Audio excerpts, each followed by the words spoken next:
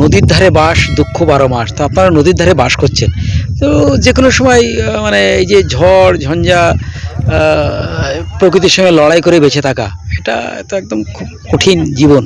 হ্যাঁ, কঠিন জীবন। তবে এখানে আমরা জন্মেছি তো, সুতরাং এখানে আমাদের সয়ে গেছে। আস্তে আস্তে যখন কোনো ঝড় ঝঞ্ঝা হতে থাকে, যেমন পাহাড়ি এরিয়ার মধ্যে দেখেছি আমি বেড়াতে গিয়েও, একদম টপ র্যাঙ্কে তারা জীবনযাপন করছে, পাশেই খাত, তারা জানে যে কোনোভাবেই পড়ে যেতে পারে, তবুও তারা দেখুন মানে খুব স্বাভাবিকভাবে জীবনযাপন করছে।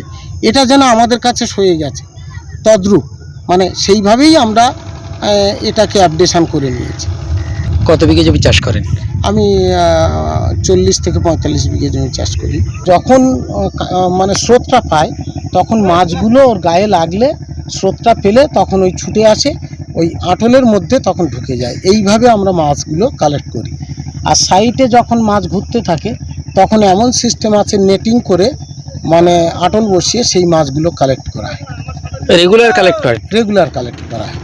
কি কি মাছ কালেক্ট করেন? এগুলো চিংড়ি, ভেটকি, বাগদা, এইগুলো কালেক্ট করা হয়। নোনা জলের যা যা প্রজাতির মাছ আছে সেগুলো এইভাবে কালেক্ট করা হয়। অমাবস্যা, পূর্ণিমা এই দুটো মানে এতে বেশি মাছটা হয়, মোরানিতে কম হয়। আচ্ছা, মানে ডেলি কত কেজি করে মাছ আপনি তোলেন? এখন কম হচ্ছে, এখন 8-10 কেজি করে মাছ হচ্ছে। আচ্ছা, এখন কম হচ্ছে। সকালবেলা কোথায় নিয়ে যান? সকালবেলা আমি বললাম এই ফেরি পেরিয়ে আসা মিয়ার বাজারে, সেখানে নিয়ে চলে যান, সেখানে নিয়ে বিক্রি করা হয়। কোন সময়টা মাছ বেশি ধরা পড়ে? এই আষাঢ় শ্রাবণে, বাংলায় মে, জুন, জুলাইয়ের দিকে মাছটা বেশি ধরা হয়। আচ্ছা, কত বছর ধরে মাছের এই কারবারটা করছেন? এই কারবারটা করছি আমি প্রায় 35 বছর।